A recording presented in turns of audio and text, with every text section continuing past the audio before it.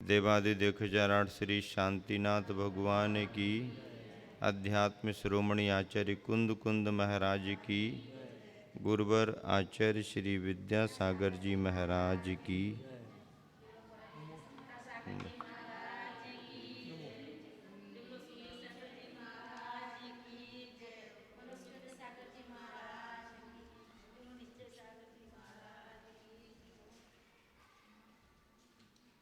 मूक माटी के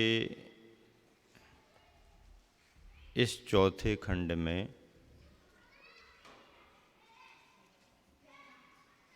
पक्कर के जब कुंभ तैयार हो गया है, शिल्पी को भी अपार प्रसन्नता की अनुभूति होती है और इसी संदर्भ में नगर सेठ के मन में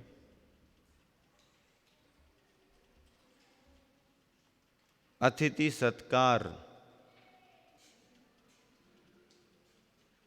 के भाव आ रहे हैं। अतिथि का स्वरूप बतला दिया गया है। करपात्री, पदयात्री आदि आदि चर्चाएं अतिथि के स्वरूप से जुड़ी हैं। कल के उपसंहार में यह बात आई थी कि भक्त का भाव अपनी ओर भगवान को भी खींच लेता है। वह भाव है पात्रदान, अतिथि सत्कार।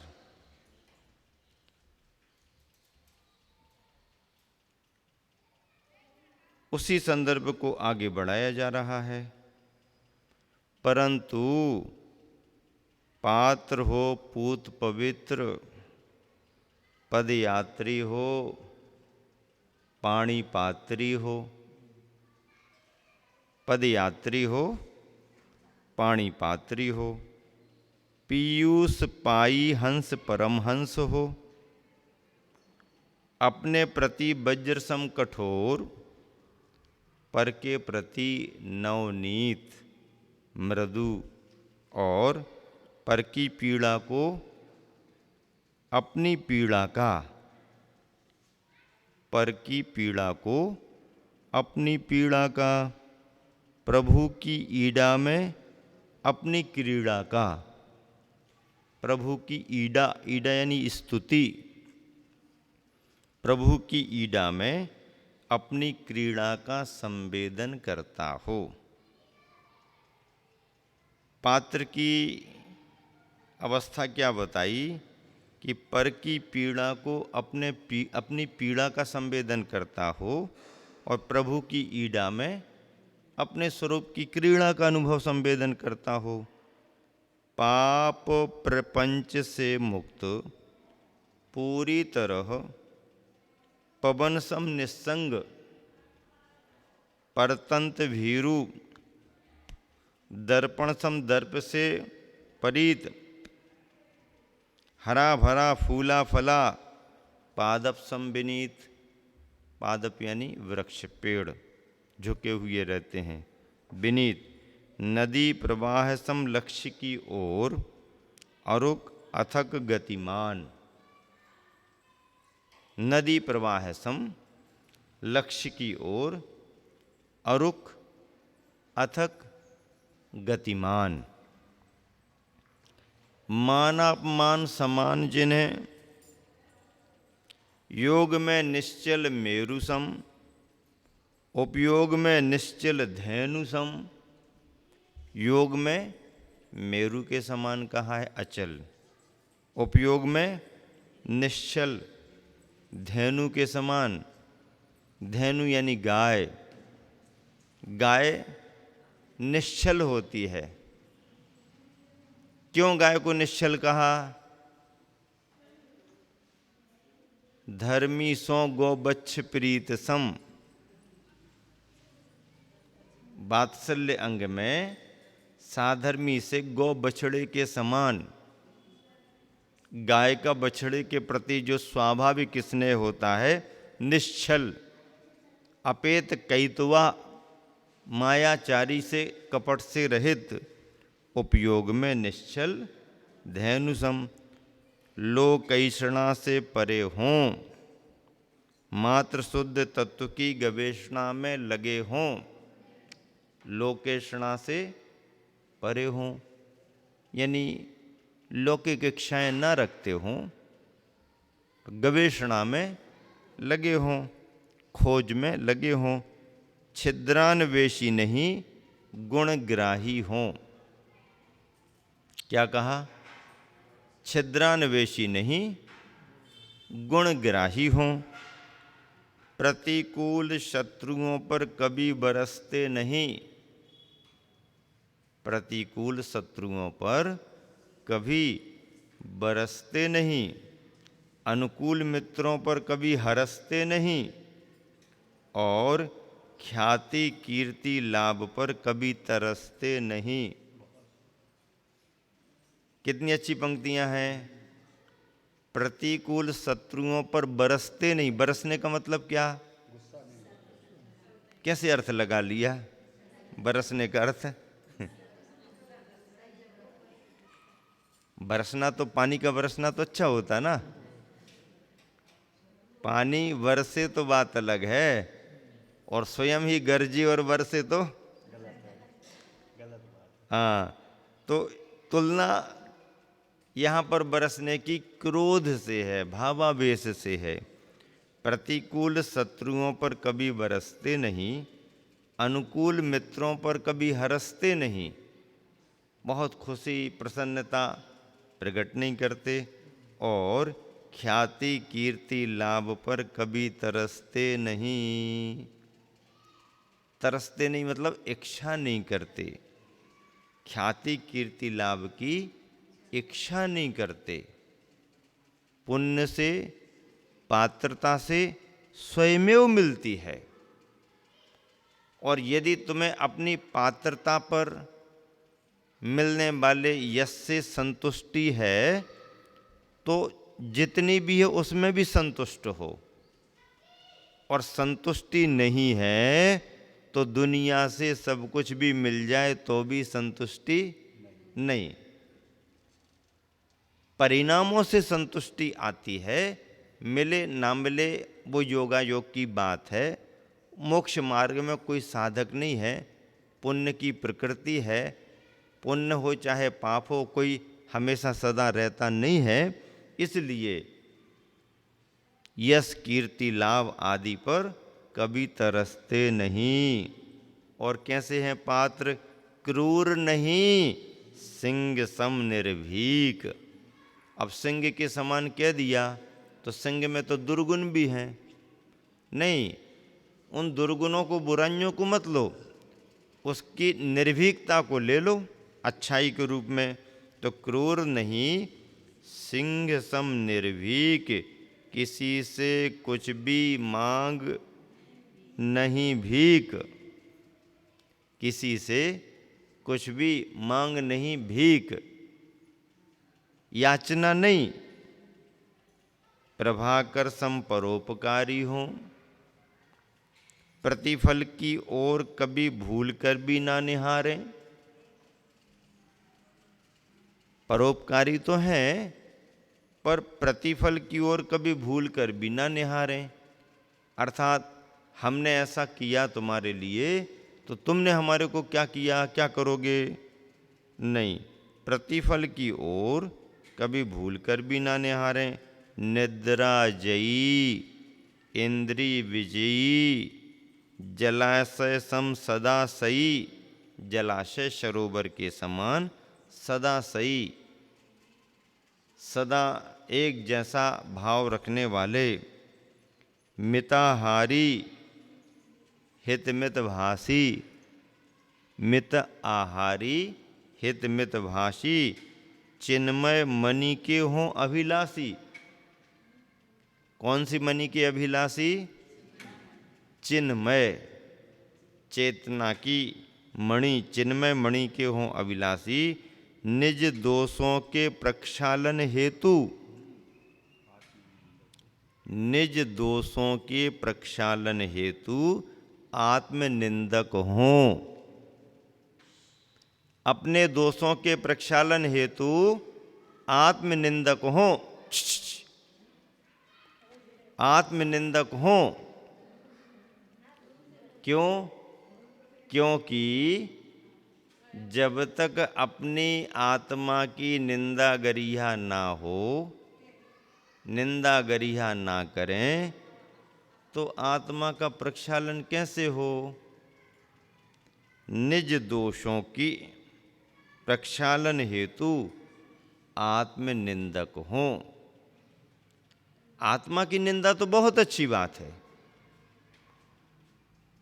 प्रतिक्रमण पाठों में, आलोचना पाठों में एक तरह से आत्मा की निंदा ही तो की गई है। और हम अपने कार्यों की, अपनी आत्मा की निंदा करें तो अपने अंदर की साफ सफाई होती है। दूसरे की निंदा करें तो गड़बड़ी है, और अपनी निंदा करें तो अच्छी बात है। तो निज दोषों के प्रक्षालन हेतु आत्मनिंदक हों।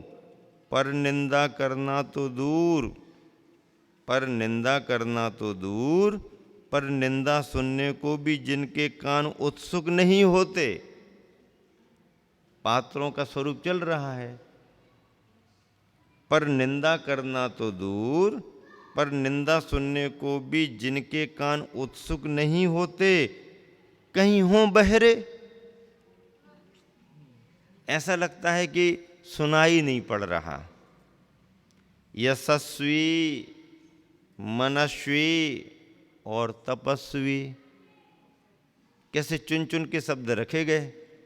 यशस्वी, मनस्वी और तपस्वी होकर भी अपनी प्रशंसा के प्रसंग में, अपनी प्रशंसा के प्रसंग में जिनकी रसना गूंगी बनती है, मौन हो जाते हैं।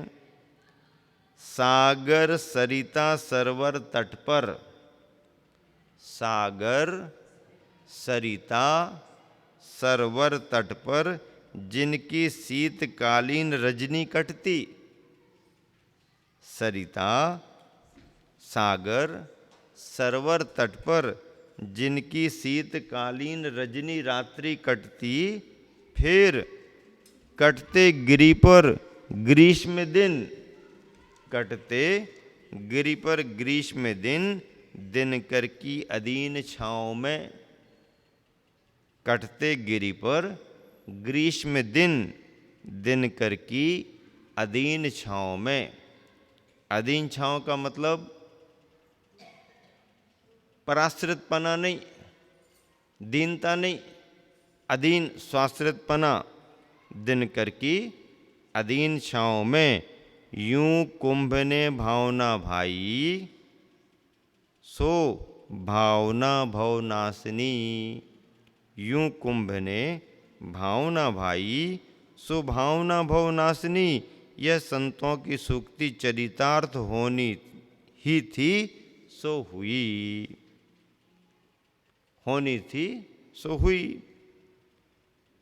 कुंभ अपने आप में भावना संजो रहा है, और लो इधर वह नगर के महासेठ ने सपना देखा कि, लो इधर वह नगर के महासेठ ने सपना देखा कि स्वयं ने अपने ही प्रांगण में भिक्षार्थी महासंत का स्वागत किया। आहार को आने वाले महाराज का स्वागत किया। हाथों में माटी का मंगल कुंभ ले, हाथों में माटी का मंगल कुंभ ले। स्वप्न देखा है नगर सेठ ने। निद्रा से उठा, उषा में अपने आप को धन्य माना और धन्यवाद दिया सपने को। धन्य अपने को माना और धन्यवाद दिया सपने को, स्वप्न की बात परिवार को बता दी। कुंभकार के पास कुंभ लाने प्रेषित किया गया एक सेवक को कहा, जाओ कुंभ लेकर के आओ। स्वामी की बात सुना दी सेवक ने, सुन हर्षित हो शिल्पी ने कहा। अब सेवक गया, कुंभकार को सारी बात बता दी, तो शिल्पी हर्षित हो गया और कहने लगा, दम साधक हुआ हमारा, श्रम सार्थक हुआ हमारा, और हम सार्थक हुए। दम सार्थक हुआ हमारा यानी जो उसका संकल्प था, जो उसका भाव था, माटी की महासत्ता को पहचान करके कुंभ बनाने की जो भावना थी, वह उसकी सफल हुई, श्रम सार्थक हुआ और वह सार्थक हुए। कुंभकार की प्रसन्नता पर सेवक और प्रसन्न हुआ। एक हाथ में कुंभ लेकर, एक हाथ में लिए कंकर से, एक हाथ में कुंभ लेकर एक हाथ में लिए कंकर से कुंभ को बजा बजा कर जब देखने लगा वह, अब बजा बजा करके जब देखने लगा वह, तो कुंभ ने कहा विस्मय के स्वर में, तब कुंभ ने, घड़े ने आश्चर्यचकित होकर के कहा, आश्चर्यचकित होकर के कहा। आश्चर्यचकित क्यों हुआ, उसका कारण बताया जा रहा। फिर क्या कहा, तो सुनो, अब कुंभ कह रहा है, क्या अग्नि परीक्षा के बाद भी कोई परीक्षा परख शेष है अभी? क्या अग्नि परीक्षा के बाद भी कोई परीक्षा परख शेष है अभी? करो करो परीक्षा, पर को परख रहे हो, पर को परख रहे हो, अपने को तो परखो जरा। पर को परख रहे हो, अपने को तो परखो जरा। परीक्षा लो अपनी अब, परीक्षा लो अपनी अब, बजा बजा कर देख लो स्वयं को, बजा बजा कर देख लो स्वयं को। कौन सा स्वर उभरता है वहाँ, सुनो उसे अपने कानों से, सुनो उसे अपने कानों से। काक का प्रलाप है, ये क्या गधे का पंचम आलाप। काक यानी कौए की काँव काँव है, काक का प्रलाप है, या गधे का पंचम आलाप।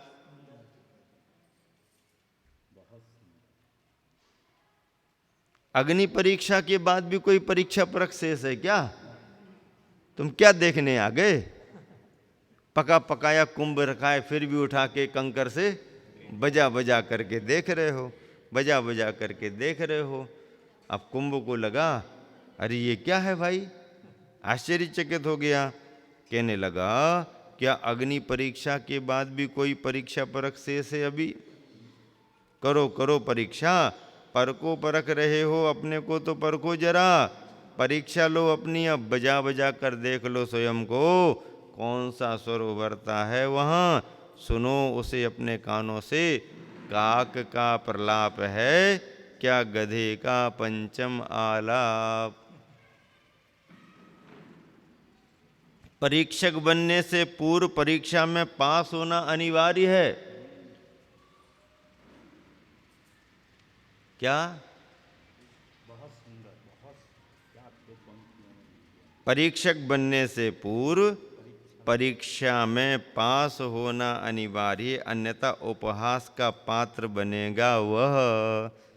अब कोई योग्यता तो है नहीं और चले गए किसी की परीक्षा लेने, तो उपहास के पात्र बनोगे। परीक्षा लेने के लिए, परीक्षा बनने के पूर्व परीक्षा में पास होना अनिवार्य होता है। समय भी सिखाता है हमारे लिए और शिक्षक भी सिखाता है। क्या? समय भी सिखाता है सबको और शिक्षक भी सिखाता है। दोनों में अंतर क्या है?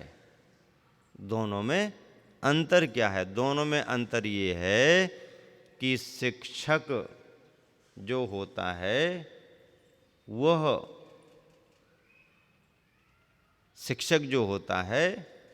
वह पढ़ा करके परीक्षा लेता है। क्या? शिक्षक जो होता है वह पहले सिखाता है और फिर परीक्षा लेता है। शिक्षक जो है वह सिखाकर परीक्षा लेता है और समय जो होता है वह परीक्षा लेकर के सिखाता है। क्या?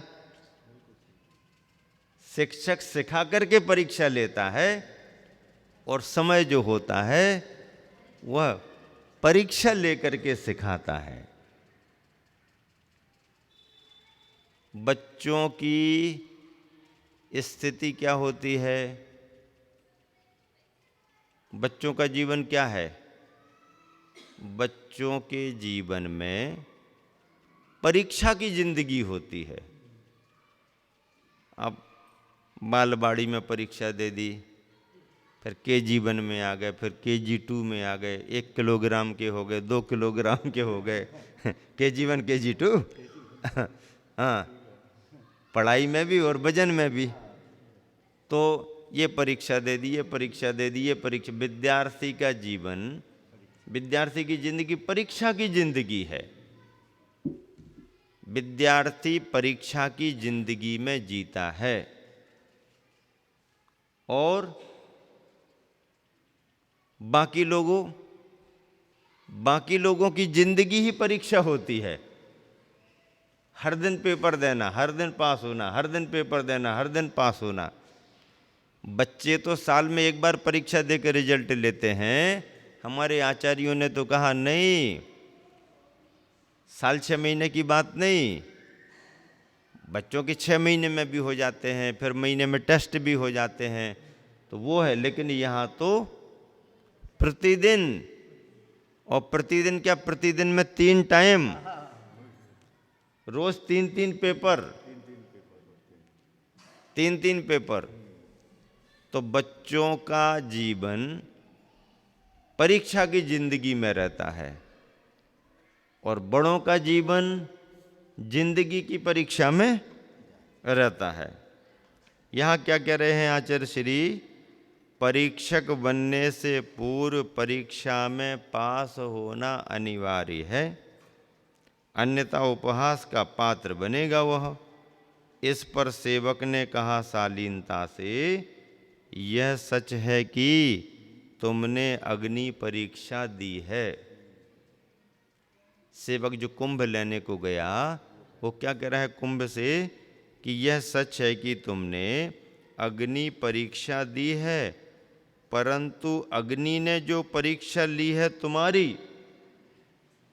परंतु अग्नि ने जो परीक्षा ली है तुम्हारी वह कहाँ तक सही है, वह निर्णय तुम्हारी परीक्षा के बिना संभव नहीं। अग्नि ने जो परीक्षा ली है तुम्हारी वह कहाँ तक सही है, वह निर्णय तुम्हारी परीक्षा के बिना संभव नहीं। इसलिए तो तुम्हारी परीक्षा ले रहे। आपने परीक्षा दी वो तो ठीक है, लेकिन अग्नि ने जो परीक्षा ली है तो उस परीक्षा में कहाँ तक तुम पास हुए हो, ये निर्णय तो तुम्हारी परीक्षा के बिना संभव नहीं।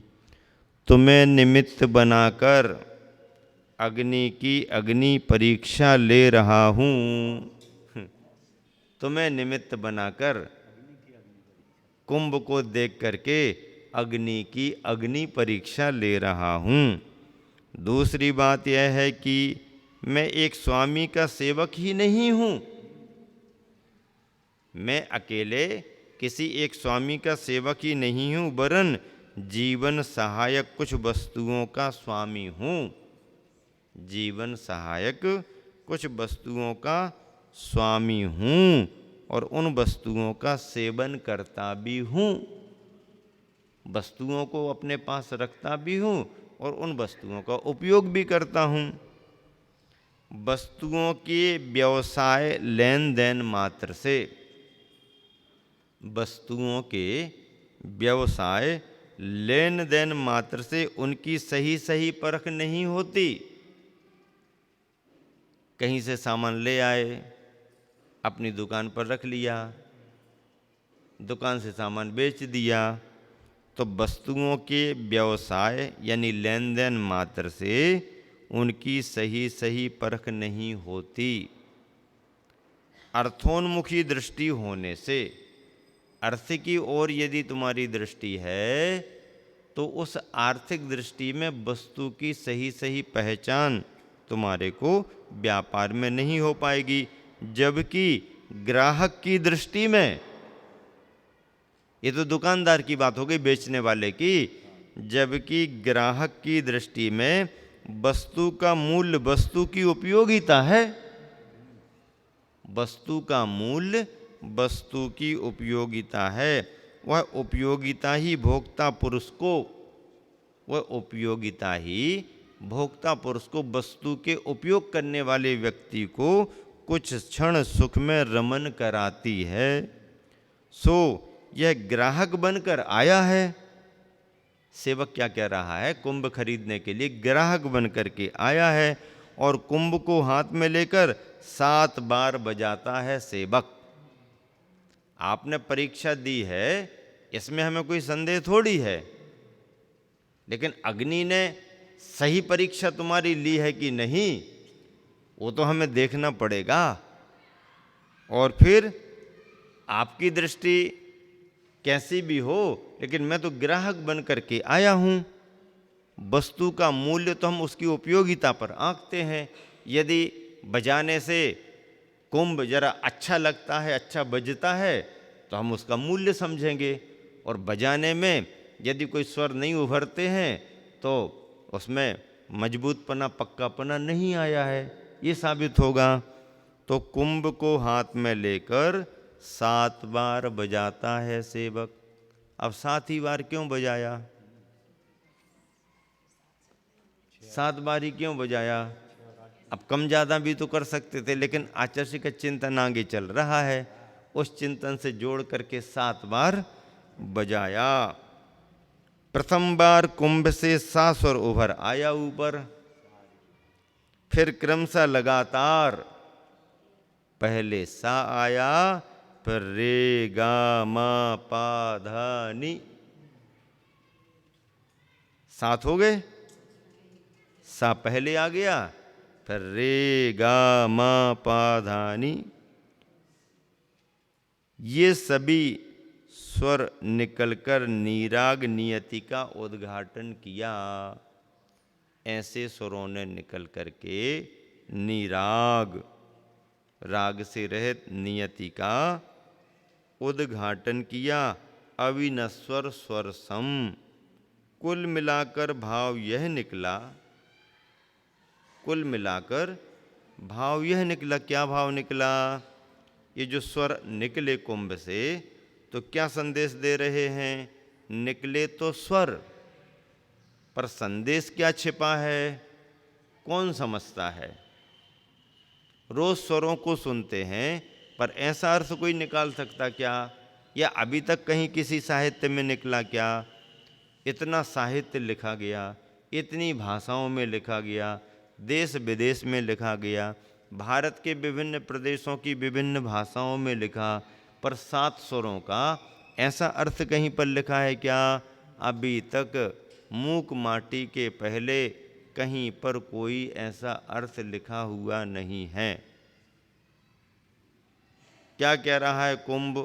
कुंभ से निकलने वाले स्वरों में जो 7 स्वर निकले, सा रे गा मा पा धा नी, वो कह रहा है, कह रहे हैं सा रे गम, सा रे गम, यानी सभी प्रकार के दुख, गम यानी दुख, पध यानी पद स्वभाव और नि यानी नहीं।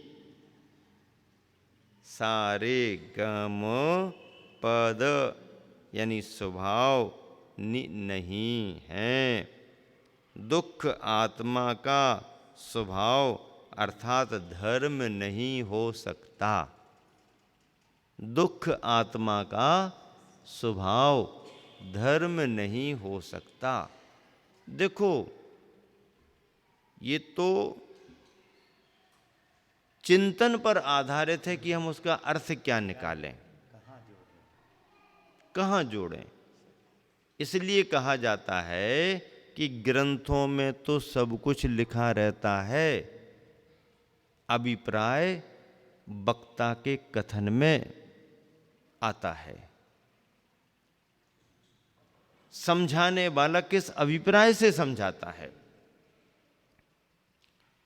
और अलग अलग मान्यता रखने वाले कई बार ऐसे बैठ जाते हैं समझाने के लिए कि सुनने वाले श्रद्धालुजन सुलझने की अपेक्षा कहीं और ज़्यादा उलझ जाते हैं। इसलिए मैं बार बार कहता हूँ कि पंडित और विद्वान में अंतर होता है। क्या? पंडित और विद्वान में अंतर होता है। पंडित कौन होता है? जो छोटी छोटी बातों को बड़ा चढ़ा करके उलझा उलझा करके समझाए। छोटी छोटी बातों को भी बड़ा चढ़ा करके उलझा उलझा करके समझाए, सो पंडित है।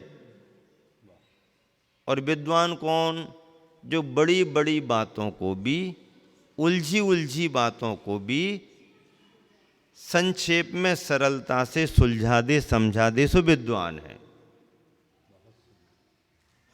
छोटी छोटी बातों को भी बड़ा चढ़ा करके उलझा उलझा करके समझाए तो पंडित हो गया।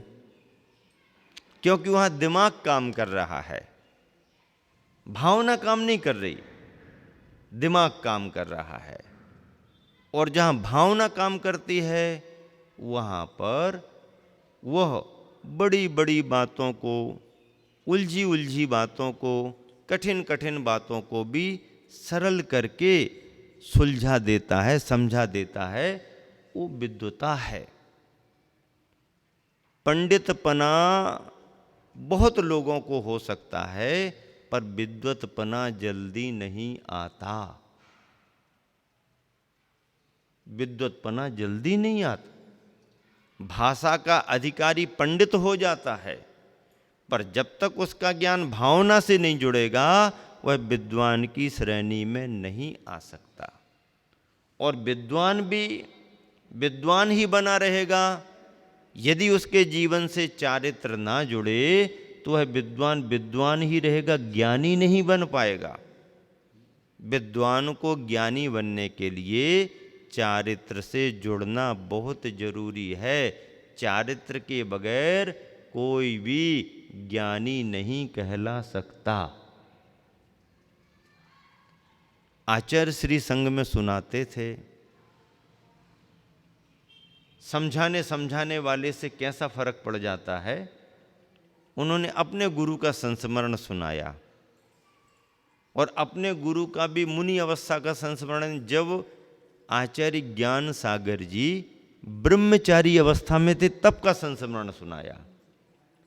आचार्य श्री ने वो देखा नहीं, लेकिन आचार्य श्री ने जो अपने गुरु के मुख से सुना था वो हम लोगों को सुनाया। आचार्य ज्ञान सागर जी ब्रह्मचारी अवस्था में भी पैदल विहार करते थे। आसपास के गांव में जाते थे, कुछ समय रुक करके वहाँ पर बंधुओं को, श्रद्धालुओं को स्वाध्याय कराते थे, अपनी चर्या करते थे, फिर अगले गांव चले जाते थे। ऐसा छोटे छोटे गांव में विहार करते थे और उपदेश कक्षाएं लगा करके संस्कारित करते थे। हरियाणा, हिसार, रेवाड़ी वगैरह के इलाके में वो पहले बहुत रहे हैं, ब्रह्मचारी अवस्था में रहे हैं। दिल्ली भी उनका आना हुआ और दिल्ली के लाल मंदिर में भी रह करके चौमासा भी किया और वहाँ के समाज को उन्होंने प्रवचनों का लाभ भी दिया ब्रह्मचारी अवस्था में। तब का संस्मरण आचार्य श्री सुनाते हैं। प्रारंभिक अवस्था में लाल मंदिर में गए ज्ञान सागर जी और 2 महीने के लिए रुकने का उन्होंने भाव किया। ब्रह्मचारियों का चातुर्मास 2 महीना का बहुत होता है। 2 महीने के लिए रुके। कमेटी वाले, समाज के लोग उनके नाम से, उनके ज्ञान से परिचित थे, प्रभावित थे। सभी लोग आने लगे। स्वाध्याय प्रारंभ हुआ। समय सार का स्वाध्याय कराया। किन्होंने स्वाध्याय कराया? ब्रह्मचारी भूरामल जी ने गृहस्थों को समय सार का स्वाध्याय कराया। न मुनि महाराज का स्वाध्याय हो रहा, न मुनि महाराज पढ़ रहे। ब्रह्मचारी स्वयं भूरामल जी और सामान्य गृहस्थ। पर भूरामल जी को जो ज्ञान मिला था या उन्होंने जो निश्चय और व्यवहार की मान्यताओं को, विवक्षाओं को आगम के परिप्रेक्ष्य में समझ लिया था, तो उनका ज्ञान बहुत सुलझा था। ब्रह्मचारी अवस्था में उनकी सभा में खूब लोग बैठते थे। समय सार पर उनका प्रवचन होता था और समय सार के प्रवचन की व्याख्याएं सुन सुन करके ब्रह्मचारी भूरामल जी के विचारों से प्रभावित होकर के वहाँ के अनेक लोगों ने व्रती बन करके प्रतिमा धारण कर ली।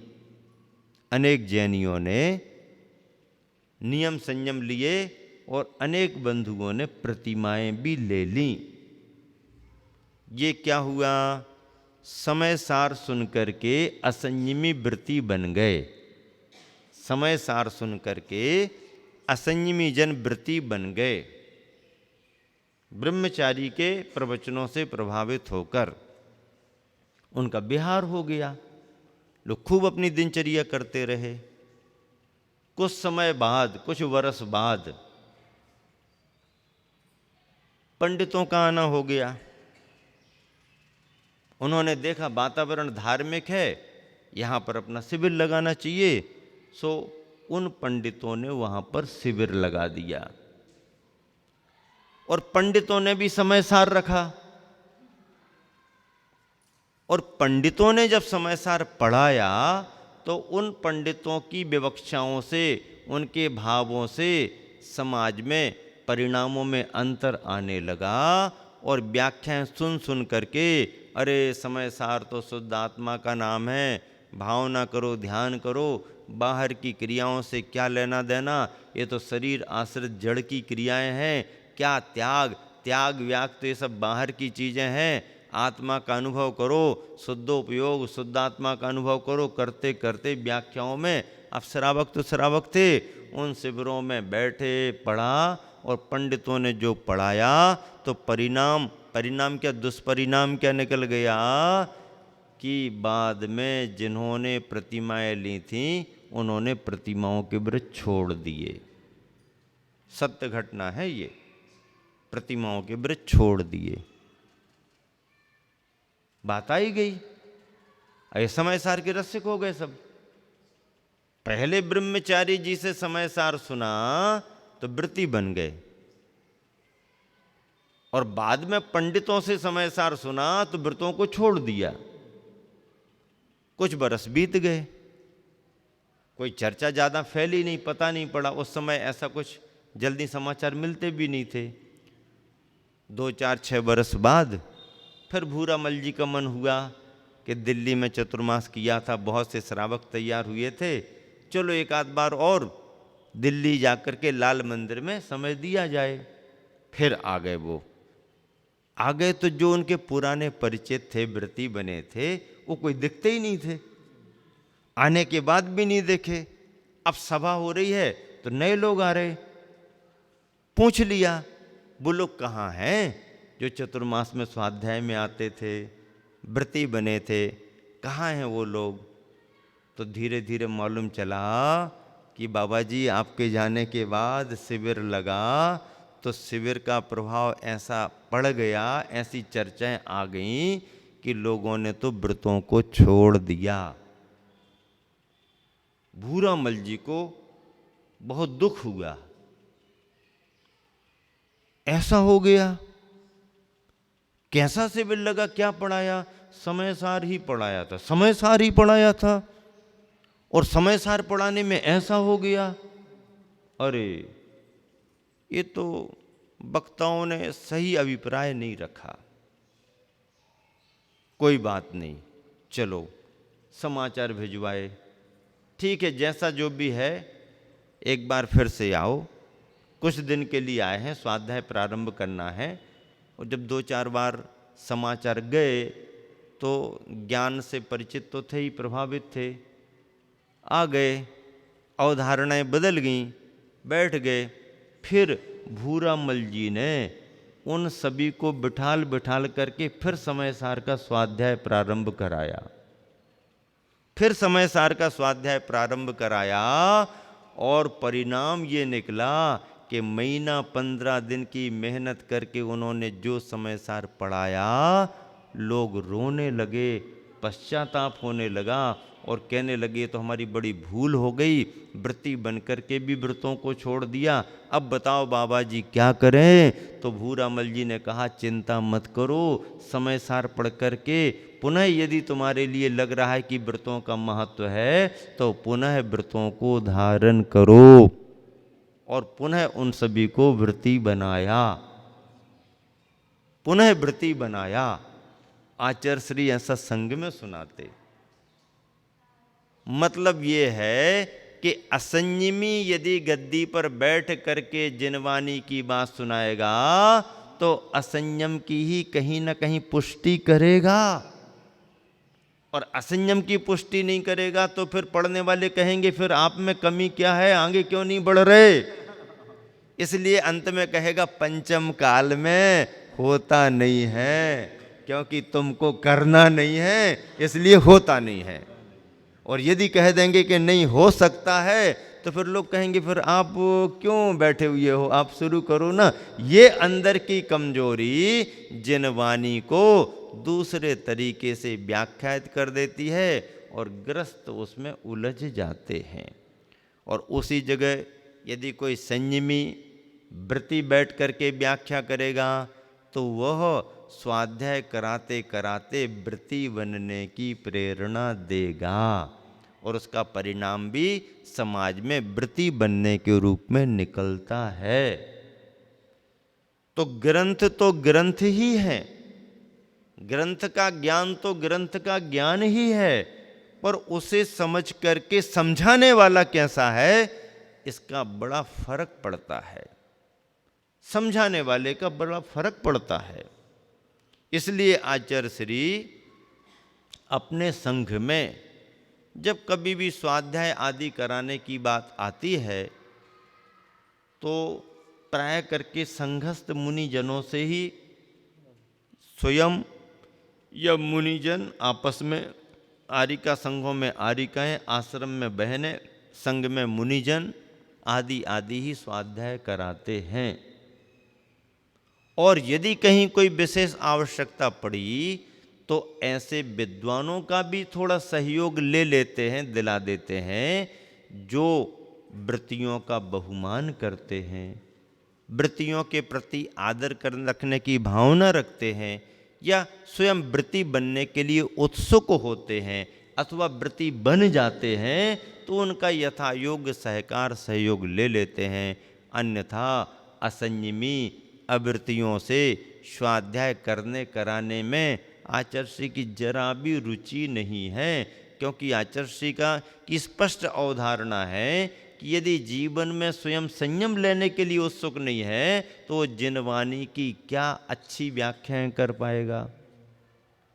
और आज हो यही रहा है कि वृत्तियों से यदि स्वाध्याय का लाभ मिल रहा है तो समाज अलग भावना से आगे बढ़ती है, और यदि केवल ज्ञान और क्षयोपशम के बल पर जिनवानी के प्रचार प्रसार के नाम पर कोई भी आकर के गद्दी पर बैठता है तो पंडितयाई तो हो जाती है, त्यागी व्रती और समाज की परंपराएं बहुत अच्छे से नहीं चल पाती हैं।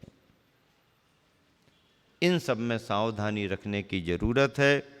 और अर्थ क्या निकल गया?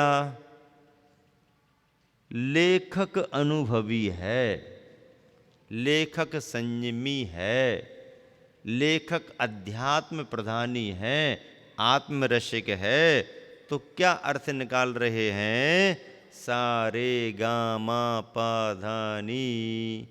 अध्यात्म की दृष्टि से विचार करो तो सारे गम पद आत्मा के पद स्वभाव नहीं है। अध्यात्म की बात यहाँ पर स्पष्ट हो गई, क्योंकि जो जिस अभिप्राय का व्यक्ति होता है वह उसी तरह का अर्थ निकालता है। पेड़ पर बैठी चिड़िया आवाज कर रही है, झाड़ पर बैठी है चिड़िया, आवाज कर रही है। अब निकलने वाले अनेक जन निकल रहे हैं, तो क्या क्या अर्थ निकालते हैं उसका, चिड़िया की आवाज का? चिड़िया क्या बोल रही, क्या बोल रही, क्या बोल रही चिड़िया? तो चिड़िया क्या बोल रही कौन जाने। तो सब्जी बेचने वाला निकल रहा है तो कहता है अरे बहुत अच्छा है, चिड़िया तो हमारी बात कह रही है। क्या कह रही है? आलू प्याज अदरक। क्या कह रही है? आलू प्याज अदरक। थोड़ी देर बाद एक पहलवान निकलता है, कसरत करके वापस आ रहा था। वो कहता अरे क्या हो गया चिड़िया को, ये तो हमारी बात कर रही है। क्या बात कर रही, किसी ने पूछा। तो कहता है चिड़िया कह रही है दंड बैठक कसरत। निकल रही ना आवाज, दंड बैठक कसरत। अरे फिर मौलाना साहब निकले, अरे चिड़िया तो हमारी बात कर रही। क्या कर रही? सुभान अल्लाह हजरत। और फिर ईश्वर के प्रति भावना रखने वाला हिंदू समुदाय का व्यक्ति निकलता है तो कहता है अरे चिड़िया तो हमारे मन की बात कह रही है। क्या कह रही है? सीताराम दशरथ, सीताराम दशरथ। अब धर्मावलंबी यदि सुन रहा है तो वो अर्थ निकाल रहा है सीताराम दशरथ। अपनी मान्यता का व्यक्ति कह रहा था सुभान अल्लाह हजरत, पहलवान कह रहा है दंड बैठक कसरत, और सब्जी बेचने वाला कह रहा है आलू प्याज अदरक। अब चिड़िया क्या बोल रही? क्या बोल रही चिड़िया? चिड़िया तो जो बोल रही सो बोल रही, अर्थ निकालने वाला वैसा ही अर्थ निकालता है जैसा उसके मन में घूमता रहता है। असंयमी व्यक्ति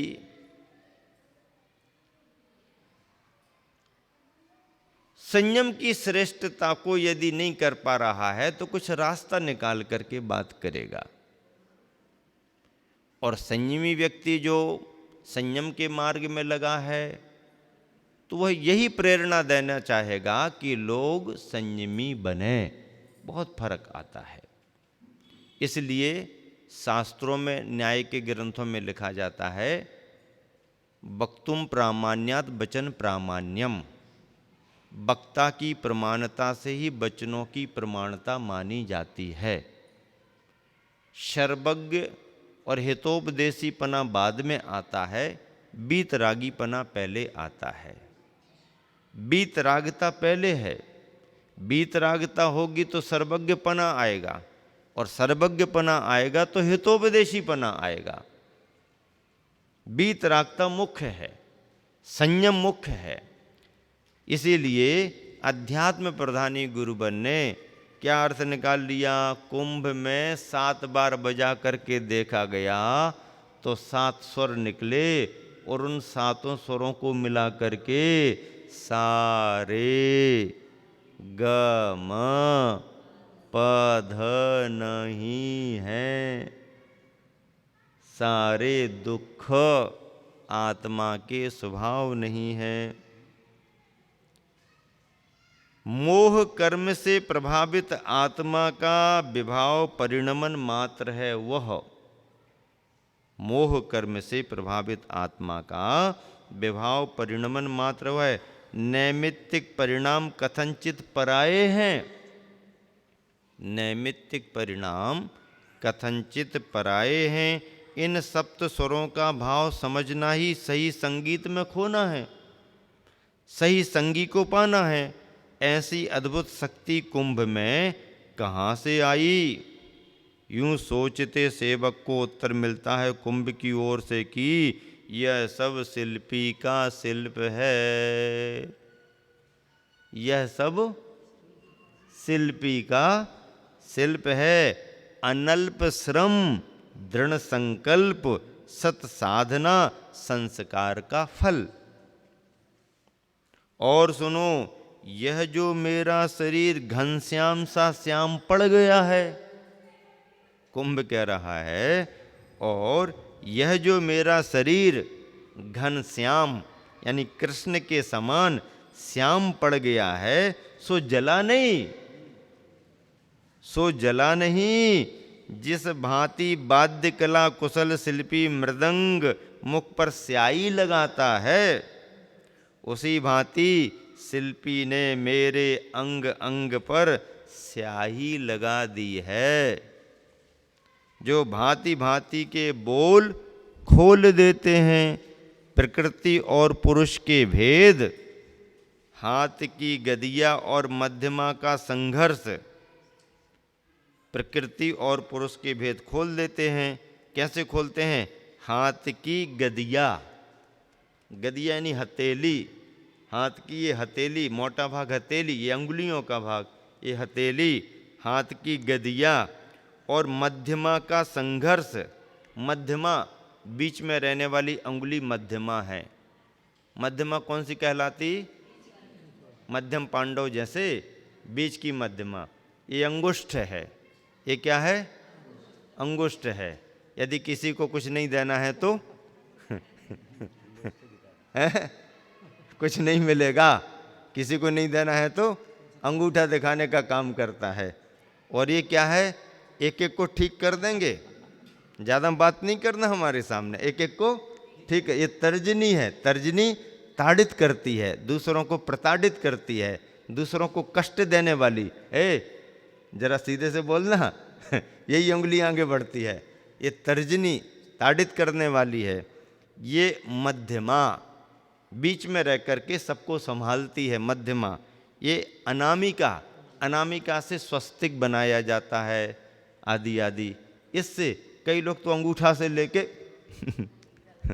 सीधा लगा दिया अंगूठा, अंगूठा लगा दिया नहीं, अनामिका कहीं पर अभी आचर्षी कलश पर कुछ करेंगे तो अनामिका से यूं हाथ में ऐसा लिया, ऐसा करके ऐसा करके ऐसा ऐसा करके, अनामिका है।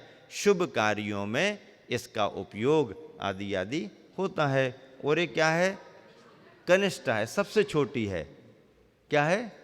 सबसे छोटी है, सबसे छोटी है लेकिन सबसे ज़्यादा महत्वपूर्ण है।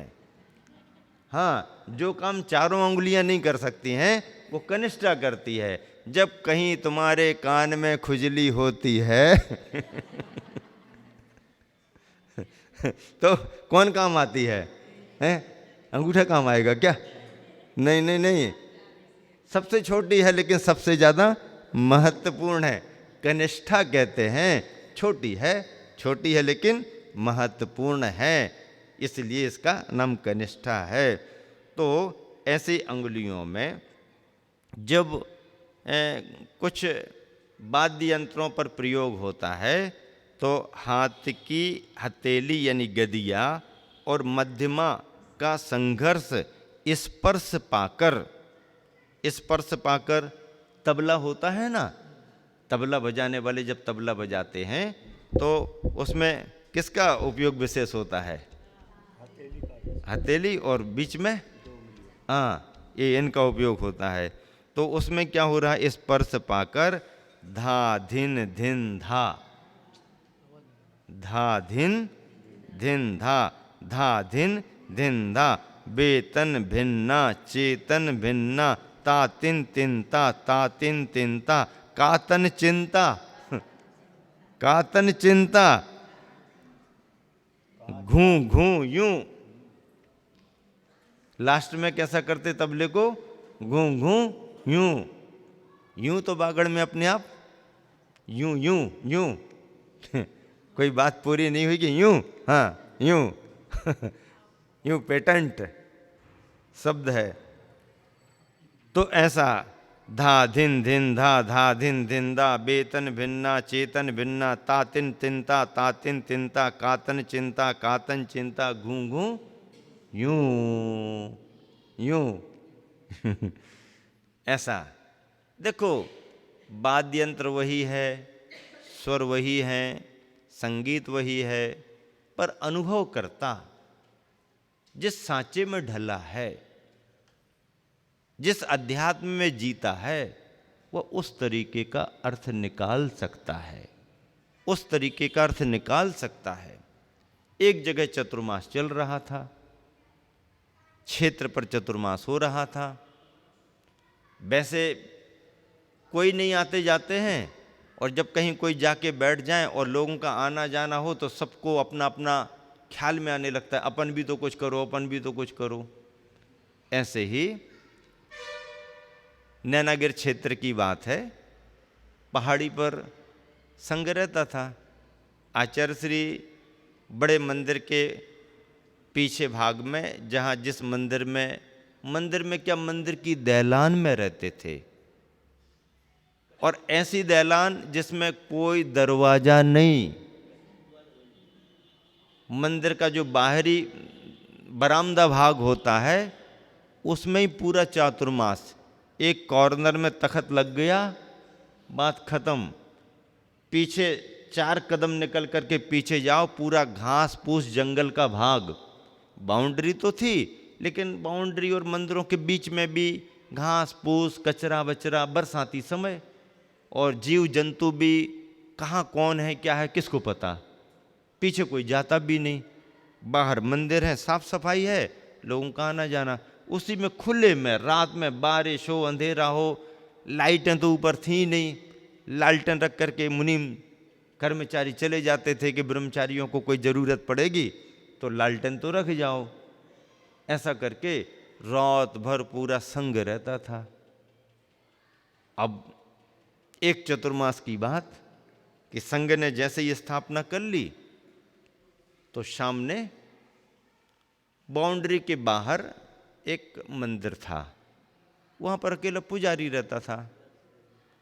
कुछ लेना देना नहीं, कभी कुछ नहीं होता। अब जब यहां पर थोड़ी भीड़ भाड़ और कुछ कार्यक्रम शुरू हो गए तो उसने भी अपना कुछ धर्म का करना शुरू कर दिया, और भी गांव के या दूसरे गांव के या जैन बंधुओं को बुला के उसने रामधुन टाइप की बिठा ली। अब वो क्या हो कि माई किसी तरफ लगे थे और उसका चुंगा भी उसने इस तरफ कर दिया, तो सीधी आवाज जोर जोर से आने लगी। अब पहला दिन था, आवाज नए सिरे से आई तो कुछ नहीं, ठीक है, किसी को कुछ कहना भी अच्छा नहीं। अपन अपना कर रहे हैं, वो अपन से कुछ नहीं कह रहे, तो उनका हो तो अपन क्या कहें, वो अपने उसमें अपन अपने। लेकिन अभिप्राय उसका कुछ ऐसे ही रहा कि आवाज़ इस तरफ जाए या हमारे यहाँ भी हो। चलो, कमेटी वालों को मालूम हुआ, उन्होंने भी कहा थोड़ा ऐसा वैसा, तो ठीक है देख लो सामान्य से, नहीं तो कुछ नहीं। अब वो आचार्य श्री ने भी चर्चा तो की हम लोगों से, संघ में महाराज जियों से, आवाज़ तो बहुत आती है, कोई बात नहीं, अब ठीक है। फिर प्रतिकूलता को भी अनुकूलता में कैसे ढालें और प्रतिकूलता में भी अनुकूल चिंतन कैसे करें। अब वो सिया राम सिया राम सिया राम सिया राम सिया राम सिया राम रात भर लगे। अब अगला दिन हो गया, सुबह सुबह आचार्य भक्ति हो गई, सभी महाराज जी कहने लगे आचार्य श्री रात भर आवाज आई, व्यवधान तो हुआ होगा। बोले पहले तो लगा कि व्यवधान होगा, पर बाद में मुझे लगा कि अब इसी में से कुछ खोजो पहले तो लगा कि व्यवधान होगा, अब व्यवधान होगा तो अपने हाथ में क्या है और क्या कर सकते हैं। तो फिर मैंने सोचा कि इसी में से कुछ निकालो जो अपने हित में हो। तो आचार्य श्री फिर क्या निकाला, अरे बोले रात भर चिंतन चला हमारा। रात भर क्या चिंतन चला? बोले वो सब सही पढ़ रहे हैं और उसमें से अपने लिए भी बहुत सही अर्थ निकल रहा। क्या? सिया राम सिया राम सिया राम सिया राम। तो बोले देखो सिया शब्द तो प्राकृत का है, सिया यानी स्यात, और ये अपने प्राकृत में सिया अथी सिया नाथी ऐसे शब्द आते हैं, सिया यानी स्यात। तो वो ये कह रहे हैं कि सिया राम स्यात राम से, ये अपनी आत्मा है, कथनचित राम है, कथनचित राम है।